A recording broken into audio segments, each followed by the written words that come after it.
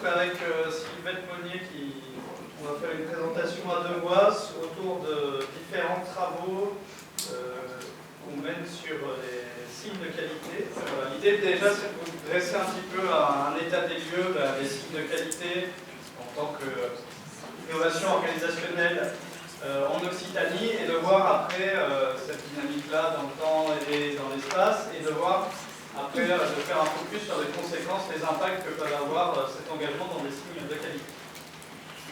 Donc pour commencer, je vais vous faire un panorama avec un voyage spatio-temporel dans les SICO en Occitanie entre 2 années de référence, donc entre 2013 et 2018. Donc ce que je vais vous présenter, c'est basé sur des différents jeux de données qu'on a intégrés, analysés au niveau de l'ODR, qui viennent de collaboration avec l'INAO, de collaboration avec la MSA. Donc on traite des jeux administratifs, donc il y a sûrement des petits détails, décalages, des comptages, des erreurs à reprendre, donc on ne va pas aller dans le détail, mais c'est pour dresser un petit peu une dynamique globale. Donc où on en est en Occitanie en termes de signes de qualité, donc c'est clairement, et comme affiché par la région, une composante clé de la stratégie de la région de positionnement sur l'agriculture. Donc si on regarde la dynamique dans le temps, on voit qu'il y a une augmentation significative du nombre de produits SICO. Donc le nombre de produits, c'est le nombre différent de labels IG, IGP, LR, etc. Augmentation du nombre de produits qui ne va pas forcément avec une augmentation du nombre d'opérateurs et de producteurs impliqués. Donc ça veut dire qu'il y a peut-être aussi dans cette période-là une tendance à créer notamment beaucoup d'IGP au niveau des volailles par exemple. Il y a beaucoup de différenciation d'IGP, de labels rouges qui ne sont pas forcément liés avec des engagements de nouveaux producteurs, mais qui sont des stratégies de différenciation qu'on peut discuter aussi comme une possible tendance à surdifférencier la filière, à créer des segmentations qui ne sont peut-être pas très effectives.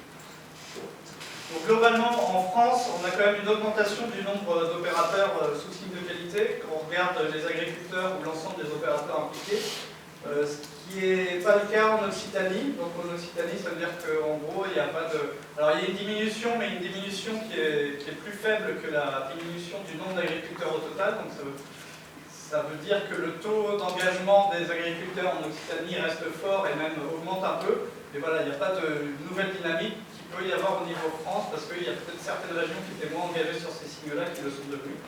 Donc si on regarde au niveau des taux d'engagement, alors il y a différentes catégories, parce que la viticulture c'est assez particulier, notamment au niveau des données, donc c'est pour ça que j'ai mis 2 chiffres. Donc si on prend en compte hors viticulteurs, on voit en Occitanie, c'est environ 20% des agriculteurs qui sont engagés en signe de qualité. Donc assez stable par rapport, entre parenthèses, c'était le chiffre en 2013, alors qu'en France, il y a une augmentation et du coup les deux reviennent à peu près à niveau. Et si on prend en compte la viticulture, et en gros, en viticulture, on peut compter qu'il y a plus de 95% des viticulteurs qui sont sous signe de qualité, un peu par l'historique de la filière. On arrive donc en Occitanie à 40% et en France 30%. Là, ce qui est intéressant, c'est de voir au niveau du psycho-bio, justement, où c'est là, finalement, et en particulier en Occitanie, on a disons, la marge de progrès dans cette période-là, entre 2013 et 2018, puisqu'on passe de 7% à 13% au niveau de l'Occitanie, entre 2013 et 2018. Donc une augmentation qui est encore plus forte que ce qui se passe en France. Donc voilà, donc on voit quand on regarde au niveau régional, il y a peut-être, c'est une hypothèse, hein, on peut en discuter, un plafonnement au niveau de tout ce qui est appellation, IG, label rouge, et que finalement là où la dynamique se crée par rapport au positionnement de qualité, c'est quand même beaucoup sur le bio. Et le bio, alors au départ c'était très viticole, mais de moins en moins en Occitanie, c'est les autres productions qui se développent plus dans le bio. Donc après, je ne vais pas pouvoir détailler, mais on a fait pas mal de cartes pour regarder finalement quels étaient les territoires plus engagés. Alors à gauche, c'est par rapport aux appellations et aux labels rouges, et à droite, c'est par rapport au bio. Donc c'est pour voir un peu que la géographie des signes de qualité en Occitanie, elle n'est pas pareille dans tous les mêmes territoires. Là, c'est en prenant en compte les agriculteurs, donc forcément, on bascule sur le Languedoc. Donc ça, c'est pour illustrer ce que je vous disais. C'est en gros, en bleu, on a les territoires avec un taux d'engagement des exploitations entre 2013 et 2018 qui augmente dans les signes de qualité. Donc là, c'est les bio, donc ça augmente partout en fait. Alors que dans les autres signes de qualité, c'est plus lié à des particularités de certains territoires où ça augmente. C'est aussi les territoires en bleu. Donc ça renforce un peu cette idée de la dynamique autour de la bio actuellement. Et ça, donc je n'aurai pas le temps de détailler, mais j'ai fait une typologie des territoires en fait en fonction de si ils sont au-dessus de la médiane régionale par rapport à leur taux d'engagement. Donc SICO, en fait, c'est juste les IG et les labels rouges, et bio, c'est donc on voit que finalement, en gros, en bleu, on a les territoires qui sont au-dessus à la fois en SICO et en bio. En rouge, on a les territoires qui sont en dessous de la médiane pour SICO et bio. Et donc bon, en vert, c'est les territoires qui sont en dessous en SICO et au-dessus en bio. Et jaune, c'est ceux qui sont plus spécialisés sur les SICO que sur la bio. Donc on voit déjà que finalement on a des territoires qui n'avaient pas forcément d'orientation particulière sur la qualité qui en 2018 basculent dans des stratégies plus sur la bio. Voilà. Donc on voit une organisation, on va dire, des territoires à la fois dans le temps et dans l'espace qui est différenciée au niveau d'Occitanie. Ça c'était pour illustrer ce qu'il y avait un lien, la carte de dessus en fait c'est le taux de diminution des exploitations d'Occitanie pour voir s'il y avait un lien entre le fait d'avoir des stratégies de qualité et le maintien d'une population d'exploitation agricole plus importante. On va discuter après. Donc il y a beaucoup de choses que vous aurez compris pour aller plus loin et que je ne vais pas creuser ici. On voudrait voir un peu, là on a regardé au niveau des territoires, ça serait intéressant de voir les stratégies au niveau des exploitations individuelles, parce qu'elles sont dans plusieurs signes de qualité, oui, comment, pourquoi, etc. Une approche par secteur, différents types d'analyses. Si vous voulez plus d'informations, notamment sur les données que je vous ai présentées, je vous invite à consulter notre site internet, donc odr.inra.fr. Voilà, vous pourrez trouver des liens, je pense, sur les présentations diffusées. Donc en plus de Sylvette et moi, on contribue à ce travail Félix Meignier, Olivier Poli et Steve Pézoucor.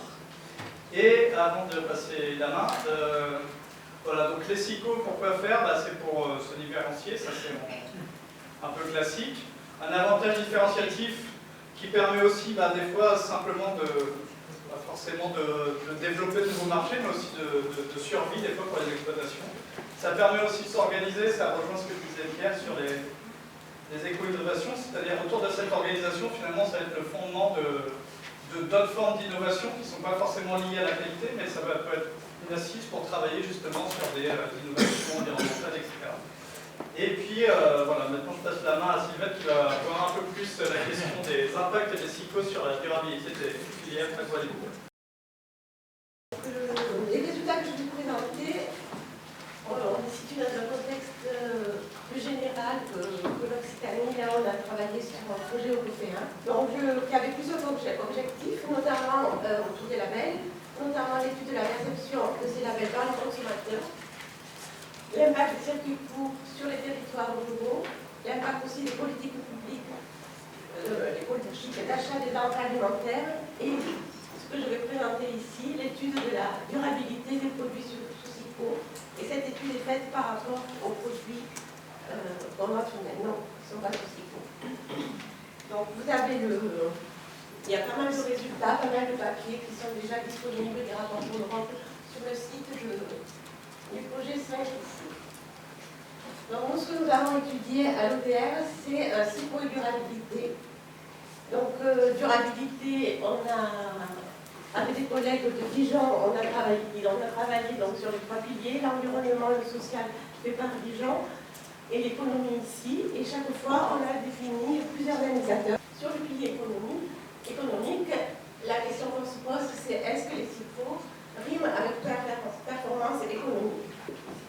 Donc on a 27 produits, les 3 SICO, IGP, AOP et bio. On a à peu près une bonne référence en termes de produits animaux, végétaux ou produits de la mer. Donc c'était des contraintes qu'on s'est fixées. Et il y a 4 produits français, mais hors Occitanie. On a 69 observations parce qu'on travaille aussi au niveau des différents niveaux de la chaîne de valeur. Donc on a les producteurs, les transformateurs et le niveau de distribution pour lequel on a bien sûr pas toutes les données de tout. Ici, je vais présenter 2 indicateurs. Donc, 2 indicateurs de prix. Le premier, l'avantage classique, où on regarde la différence de prix. Les étoiles, c'est les produits sous SICO, les PR, produits de référence, le produit qui n'est pas sous SICO, et on le rapporte en pourcentage pour pouvoir comparer les différents produits en dessous. La grosse question ici, c'est quoi le produit de référence? Donc, le produit de référence, c'est le produit le plus proche du produit sous SICO, le produit pour lequel l'opérateur peut choisir entre produit sous SICO ou pas. Et dans la pratique, on a quand même intégré la contrainte de données, c'est le produit aussi pour lequel on peut avoir des données. Donc, parfois, ça peut être un produit plus national que l'autre. Par exemple, pour les AOP, parfois on compare un produit local, mais parfois c'est un produit national parce qu'on n'a pas les autres. L'autre indicateur de prix, en fait, c'est ce qu'on appelle la rente de qualité. C'est la différence de prix lorsqu'on a intégré les principaux coûts de production. Donc en fait, si on regarde par rapport à la différence avec ce prix-là, c'est le prix du bien de référence auquel on ajoute des cartes de prix, positifs ou négatifs. Donc, les principaux coûts qu'on a pris en compte ici, c'est les coûts les consommations intermédiaires, les salaires et les subventions. Parce que c'était les coûts qu'on appelait disponibles pour la majorité des produits. Les premiers résultats ici, c'est que en termes d'avantage prix, price premium et l'avantage prix en tenant compte des coûts, il n'y a pas de différence significative selon le niveau de la chaîne de valeur. Il n'y a pas non plus de différence significative selon les secteurs. On a fait ça par des tests non paramétriques. Il n'y a pas de différence non plus pour les indications géographiques, IGP et AOP. Par contre, ce qu'on trouve, c'est que les avantages prix sont supérieurs pour le bio par rapport aux deux autres signes de qualité géographiques. Sur ce schéma, on a la liste express qui indique l'égalité des coûts entre le produit de référence et le produit sous SICO.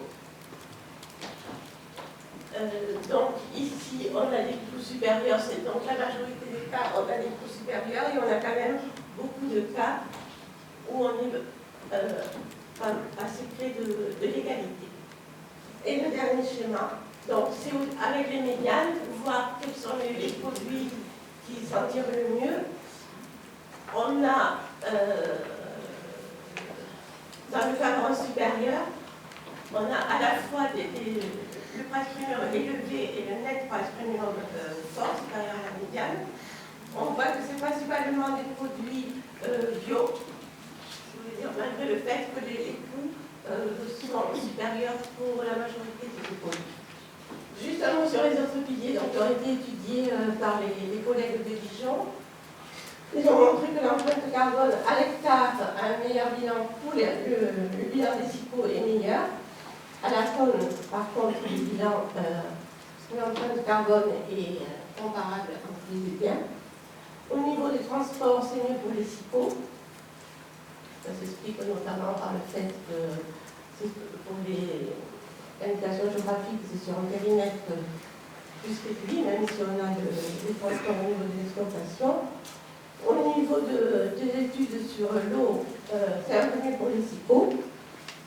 Pour l'emploi, plus d'emplois par tonne par tonne de produits pour les SIPO, avec un salaire plus élevé, mais au niveau de transformation, au niveau d'éducation, c'est équivalent entre SIPO et SIPO.